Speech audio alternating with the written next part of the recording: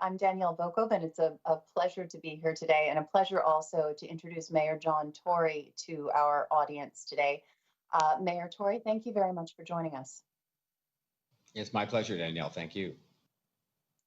The pandemic obviously is creating a vast range of challenges for all levels of government, but unlike the provincial and federal government, city governments in Canada have to balance their budgets. So I'd like to start with your views on that difference as the mayor of Canada's largest city, which is, of course, Toronto. Is it okay to have two sets of rules in your mind? Not only is it okay, I find it to be a desirable state of affairs in which to operate. I mean, the requirement to have a balanced budget puts a discipline on us that I have found in my 6 years of this job very helpful. In that, when we get to the end of the process, you have to make some choices. You don't have the choice to kind of postpone, in effect, the decision as to where you get the money from off into the future. And some of the choices are very hard. Now, I will say to you that the real problem isn't, it was even proposed in the last few months by the provincial government that the requirement to balance your budget be waived for at least the period of the pandemic, and I strongly opposed that. And I said no. In fact, what we should be addressing is the reality that cities, including the biggest city in the country, are responsible in many cases, if not most, for the delivery of a lot of the help that goes to people and to businesses. Number one. Number two, those very same cities do not have the financial capacity to raise the money necessary to finance some of those kinds of activities. They were never intended to finance social programs, for example, because they relied on property taxes only, which were meant to kind of finance, in effect, hard services. And thirdly, the whole thing, the whole fiscal arrangement framework as between the other governments and the big cities in Canada are based on an 1867 construct. So today, what you have is the city of Toronto with 3 million people, upwards of 20% of the GDP of the entire country, with less financial capacity to do things on its own and be accountable, by the way, to the voters for it, than the province of Prince Edward Island with 156,000 people. And I have nothing against PEI. It's the cradle of Confederation. It's a lovely place. I've visited many times.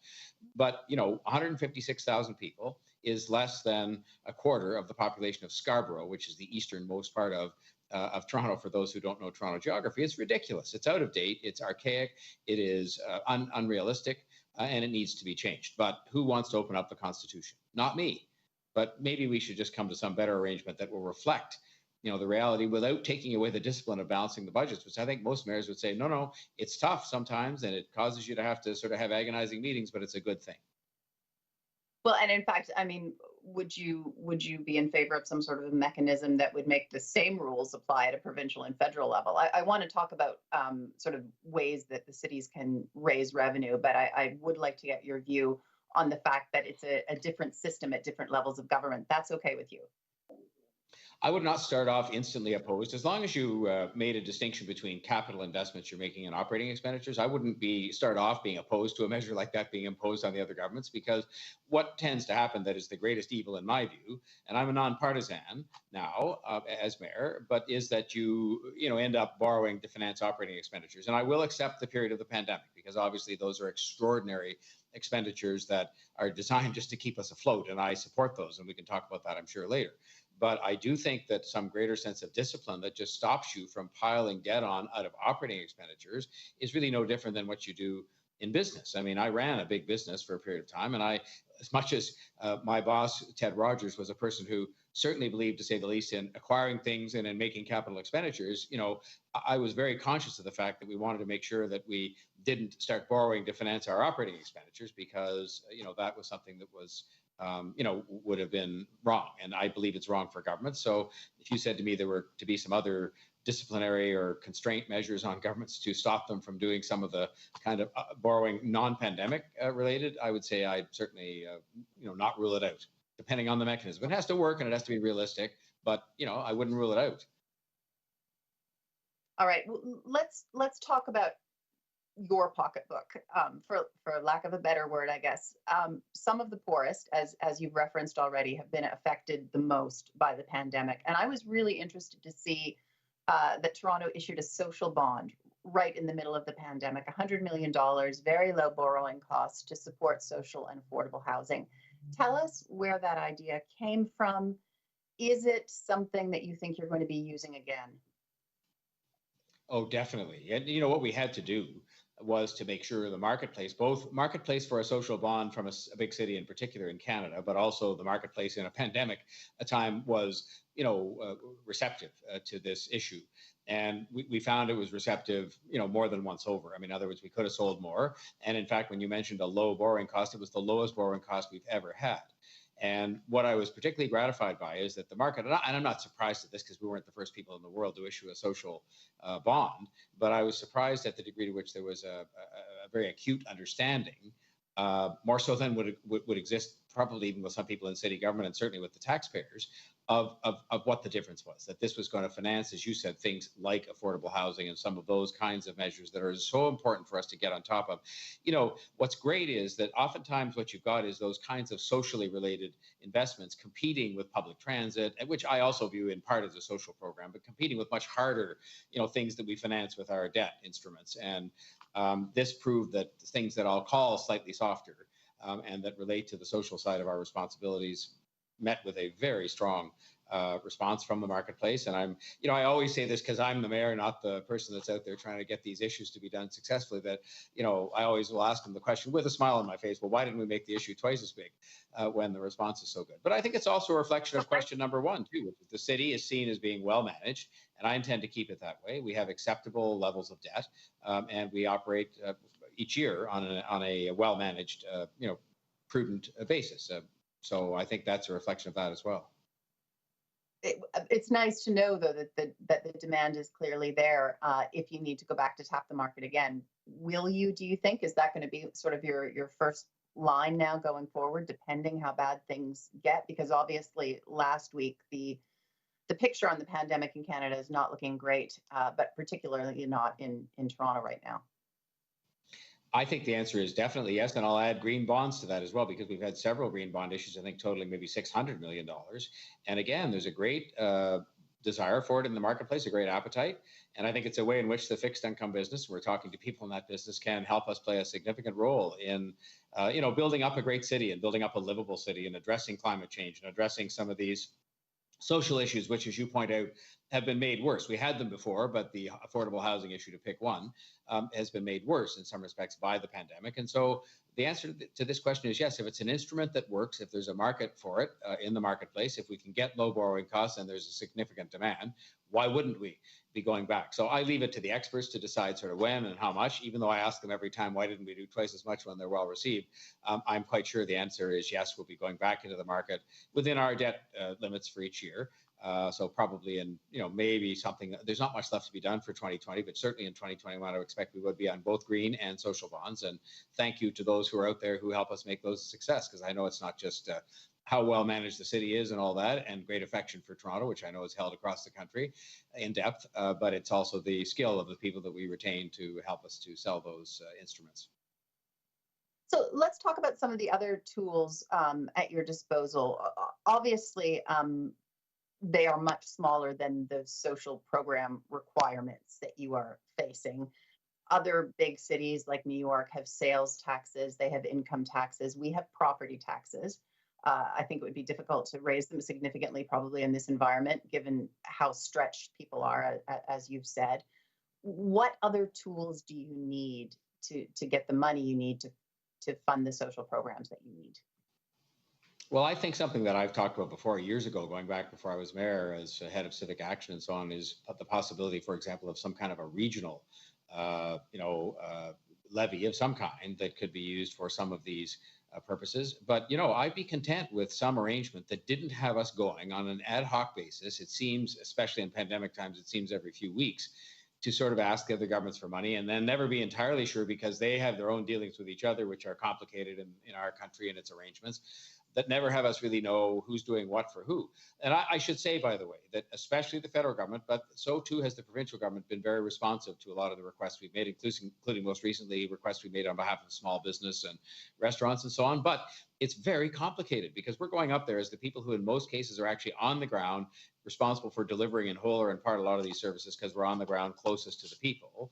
A lot of these kinds of programs, and we have to sort of go and ask, and then they have their own dance with each other and we have a dance with them, and on it goes, as opposed to if they said, fine, we're not going to let you increase taxes going forward or create new taxes for you to levy, as is the case in New York, like you said, but rather we're going to give you some kind of a guarantee that you actually can rely upon in your own planning as to the kind of support that you're going to get for some of these things that need to be done, and that you, in fact, are the ones that need to do.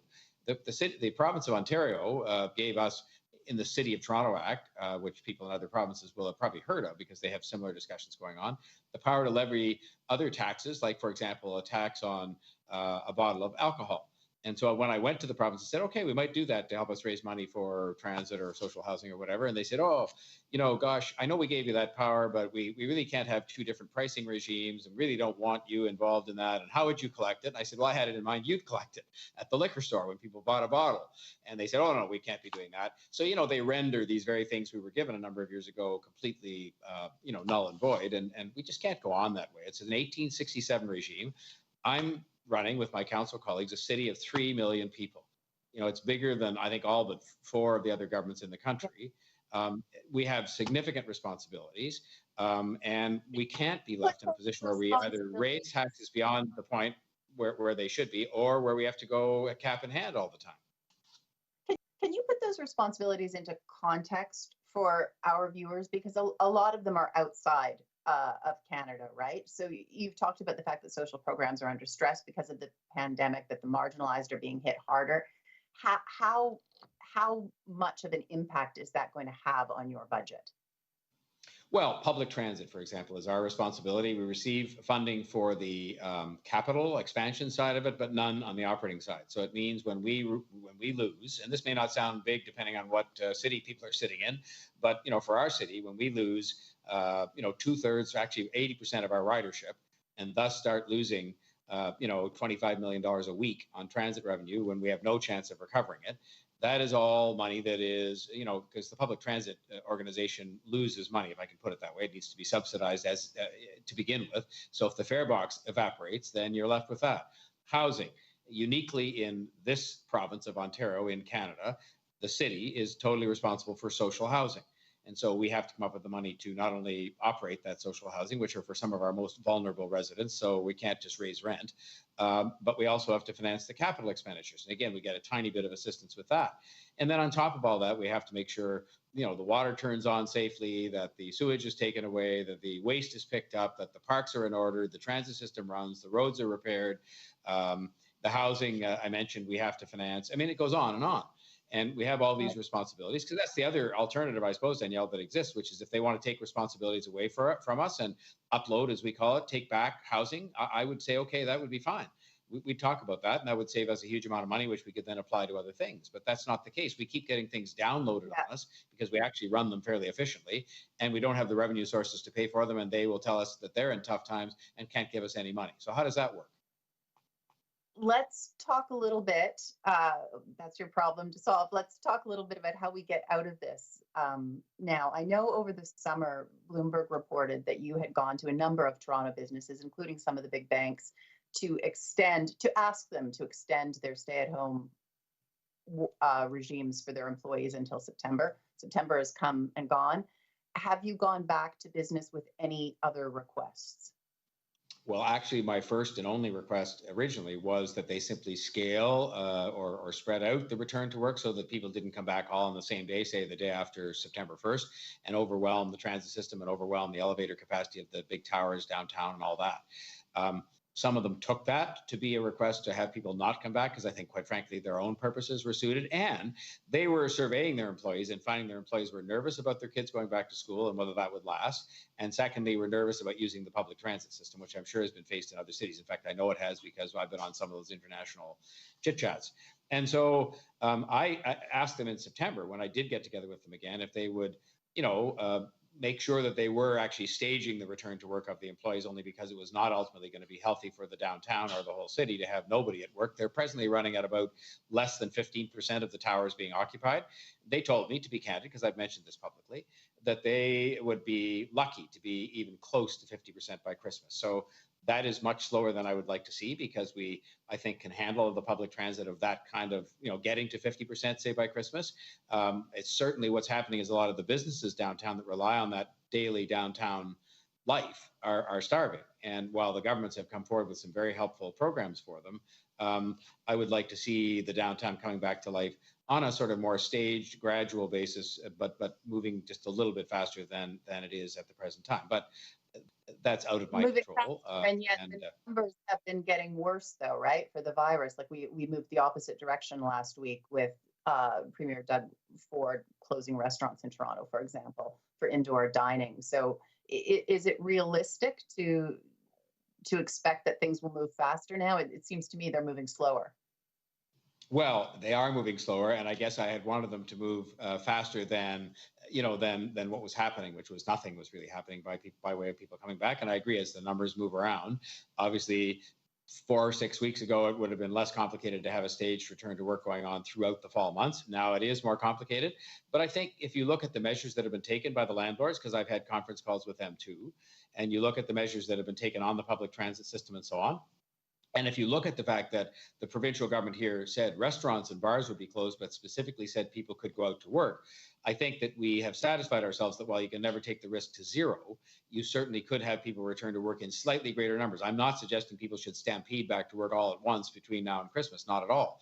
I'm simply saying that from somewhere between 15 and what they said to me was maybe up to 50 by the end of Christmas. There's some other number that could be more gradually implemented and would help us to restore and keep the health of downtown. But it's a balancing act. So I understand completely that your question was an extremely valid question. We grapple with it every day, and they have to make decisions, meaning the companies, as to what's best for them and for their employees. And I strongly support that.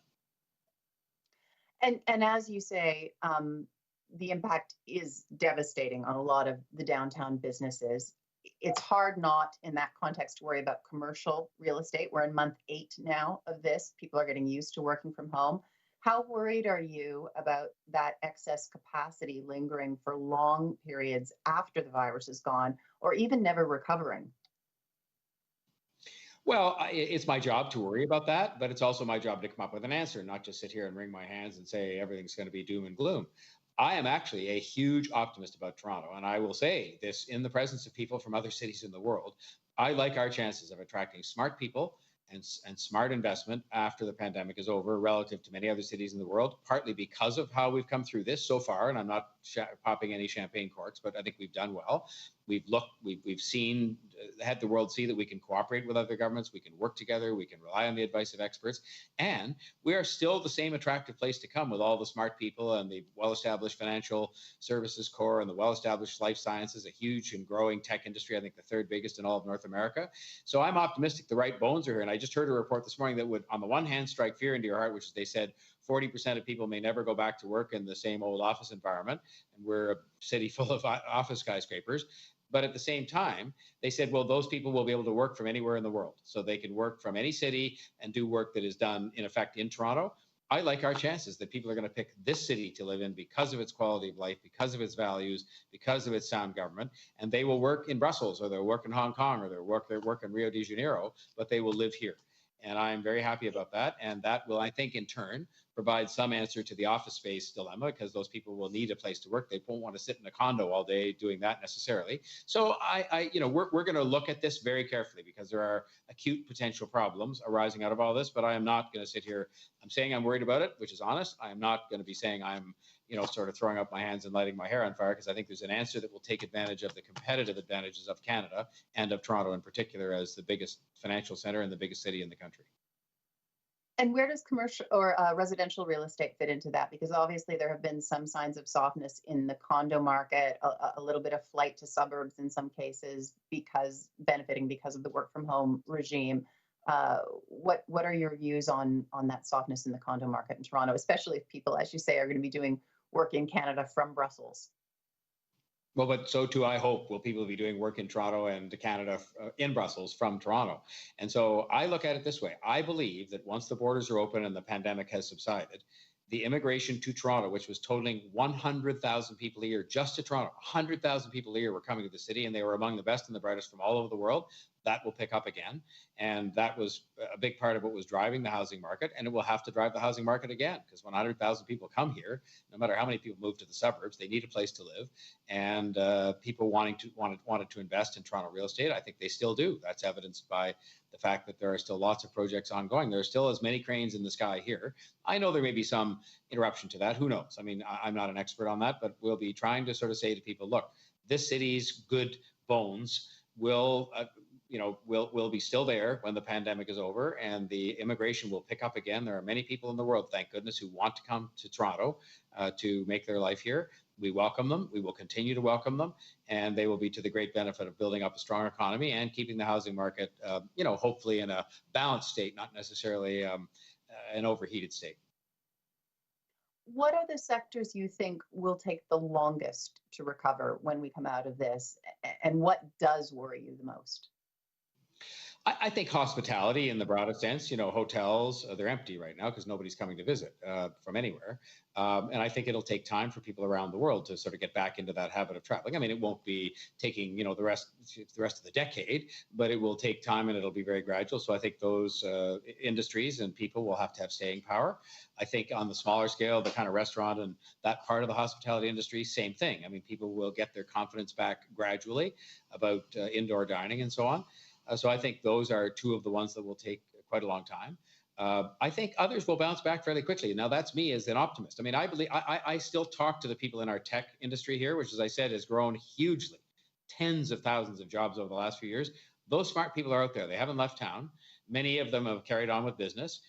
They're coming up with exciting ideas, some of them, in effect, driven by the pandemic and its realities that caused us to have to use technology for different things. So life sciences, I mean, the quest for a vaccine, among 1,000 other things, goes on.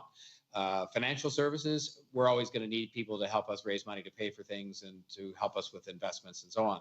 And so I'm an optimist. I think that Toronto has a unique combination of critical mass of industries, smart people, a huge commitment to post-secondary education, a welcoming environment in terms of embracing people of all faiths, colors, sexual orientations, whatnot. And I believe the immigration will pick up. I think if you look today, and again, I know there'll be some people out there listening to us who will challenge me. If you were sitting in London and New York and Toronto, or if you were applying for, asking for to hire someone in those three cities, and there's a smart candidate sitting in Germany saying, which one shall I go to?